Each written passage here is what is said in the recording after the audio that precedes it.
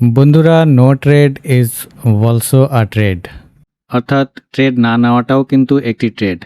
আজকে market flat opening দেয়, তারপরে ফার্স্ট যে 5 মিনিটের ক্যান্ডেল সেটি বড় একটি ক্যান্ডেল একেবারে নিচে চলে আসে। তো ফার্স্ট ক্যান্ডেলে এইখানে আমি এন্ট্রি তো নিতে পারিনি, বাট এইখানে আসার পরে আমি একবার ভাবলাম যে এইখান থেকে একটি ডাউনসাইড ট্রেড হতে পারে, বাট আমি এইখানেও ওয়েট অ্যান্ড ওয়াচ মোডেই ছিলাম। তো এই অপরচুনিটিটাও আজকে মিস হয়ে গেছে, আমি এই ট্রেডটা নিতে পারিনি এবং 10:30 পর্যন্ত আমি ওয়েট করেছি ঠিকই, বাট আজকে আমি কোনো ট্রেড নিতে পারিনি। তো আজকে আমার নো ট্রেড ডে ছিল, নো ট্রেড ডে। আমি জেনারেলি 20-22টা ট্রেডিং সেশনের মধ্যে 10 থেকে 15টা দিনই ট্রেড করে থাকি, এর থেকে বেশি আমি ট্রেড করি না। আমি একটু মানে ডে হিসাবে ট্রেড করে থাকি। যদি আমার কোনো দিন মনে হয় যে আজকে ট্রেড করার মতো নেই, সেদিন আমি জেনারেলি ট্রেড ওয়াচ করে থাকি, বাট আমি ট্রেড নিই না। কেননা লং টার্মসে সাস্টেন করতে হলে ট্রেড নেওয়া থেকে কিন্তু খুবই চুজি হতে হয়। র্যান্ডম ট্রেড করলে লং টার্মসে কিন্তু মার্কেটে টিকে থাকা যায় না, অর্থাৎ লং টার্মসে যদি মার্কেটে সাস্টেন করতে হয় আপনাকে মিনিমাম ট্রেড নিতে হবে। অর্থাৎ যেদিন মার্কেট আপনাকে অপরচুনিটি দেবে সেই দিনই কিন্তু আপনার ট্রেড করা উচিত। জেনারেলি আমি মার্কেটে ঢোকার আগে ডে ক্যান্ডেলটি অবজার্ভ করি যে আজকে কেমন টাইপের ক্যান্ডেল ফর্ম হতে পারে। যদিও একবার ভেবেছিলাম যে আজকে একটি বড় ক্যান্ডেল ফর্ম হতে পারে, বাট প্রথমেই যখন এত বড় একটা 5 মিনিটের ক্যান্ডেল দিয়ে দেয় তখন কিন্তু অপরচুনিটি প্রায় চলেই গেছিলো। তো সেই ক্ষেত্রে আমি আর কনফিডেন্স পেলাম না, কেননা এর আগেও মার্কেট কিন্তু এখান থেকে বাউন্স করে চলে যায়। তো আমি আজকেও ভেবেছিলাম এখান থেকে যখন তখন ট্র্যাপ হতে পারে, তো সেই জন্য এই ট্রেডটি আমার মিস হয়ে যায়। তো আমি 10:30 পর্যন্ত ওয়েট করার পরেও কোনো ট্রেড না পাওয়াতে আজকে আমার নো ট্রেড ছিল। আজকে আমি কোনো পজিশন বানাইনি, আজকে আমার নো ট্রেডই ছিল।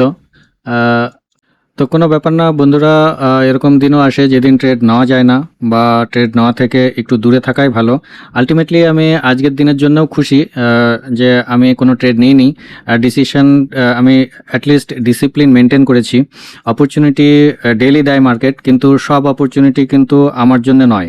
আমি এটা মার্কেটে ফিল করি যে মার্কেট ডেইলি অপরচুনিটি দিতে পারে, কিন্তু সব অপরচুনিটি কিন্তু আমার জন্য নয়। সব অপরচুনিটি ধরার চেষ্টা করলে কিন্তু কখনোই মার্কেটে সাস্টেন করা যায় না। তো যাই হোক, আজকে আমি ট্রেড নিতে পারিনি ঠিকই, কিন্তু কালকে দেখব কি করতে পারি। কিন্তু কালকের জন্য একটি খবর আছে বন্ধুরা, যে কালকে কিন্তু যে ট্রেডার কমিউনিটি আছে তারা কিন্তু কালকে নো ট্রেডে থাকবে। কেননা ইন্ডিয়ান মার্কেটে যে ক্যাশ সিস্টেম চালু হয়েছে, অর্থাৎ 3:15 যে ক্লোজিং অকশন সেশন শুরু হয়েছে, সেখানে কিন্তু এই টাইপের একটি ক্যান্ডেল ফর্ম হচ্ছে লাস্টে গিয়ে। তো সেই জন্যেই কালকে যে রিটেল ট্রেডার কমিউনিটি আছে, কালকে কিন্তু তারা ট্রেড করবে না বলে স্ট্রাইক ডেকেছে। স্ট্রাইক বলা যায় না, মানে কালকে হচ্ছে তারা ট্রেড করবে না। তো অ্যাজ আ ট্রেডার হিসাবে আমিও কিন্তু ভাবছি কালকে ট্রেড করব না। ট্রেড এই কারণেই করব না যে কালকে মার্কেট অপরচুনিটি দিবে না সেটা না, কিন্তু অ্যাজ আ ট্রেডার হিসাবে আমারও কিন্তু দায়িত্বের মধ্যে পড়ে যে যেহেতু এই ক্যাশ সিস্টেমটার অপোজ করা হচ্ছে, যে সেবি এটিকে ইন্ডিয়ান মার্কেটে নিয়ে এসেছে ঠিকই, কিন্তু বলা হচ্ছে যে এটি রিটেল ট্রেডারদের এগেনস্টে যাবে, তাই এর উপরে অনেক অপোজ করা হচ্ছে রিটেল ট্রেডারদের পক্ষ থেকে। তো কালকের জন্য আমি মার্কেটকে ওয়েট অ্যান্ড ওয়াচ মোডেই থাকবো, কিন্তু দেখব যে মার্কেট কিভাবে বিহেভ করে। কেননা কালকে যদি রিটেলার ট্রেডাররা পার্টিসিপেট না করে, তাহলে কিন্তু কালকে ভলিউমের কম হতে পারে। হিউজ পরিমাণে যে ভলিউমটা থাকে সেই ভলিউমটা কিন্তু কালকে নাও আসতে পারে। তো সেই জন্যে কালকে কিন্তু ট্রেড এক্সিকিউট করার পরে কিন্তু স্লিপেজ হতে পারে, অর্থাৎ আপনি 100 টাকাতে ট্রেড বাই অর্ডার দিলেন, দেখা গেল ওইটি 110 টাকায় গিয়ে বাই হলো, 110 টাকায় গিয়ে বাই হলো, এরকমও হতে পারে। তো কালকে বন্ধুরা আমি একটু ওয়েট অ্যান্ড ওয়াচ মোডেই থাকবো। তো দেখা যাক কালকের পর থেকে আবার মার্কেট কি করে। তো আজকের জন্য বন্ধুরা এইখানেই শেষ করছি। আজকে আমার নো ট্রেড ডে ছিল। জেনারেলি আমি 10 থেকে 15 দিন মতোই মাসে ট্রেড করে থাকি 20-22টি সেশনের মধ্যে।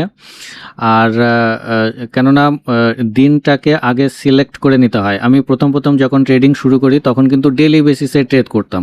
আর যত বেশি ট্রেড করতাম তত বেশি ব্রোকারেজ জেনারেট হতো, গভর্নমেন্ট চার্জেস বেড়ে যেত, আর কিন্তু প্রফিটেবল হতে আমি অনেক স্ট্রাগল করেছি।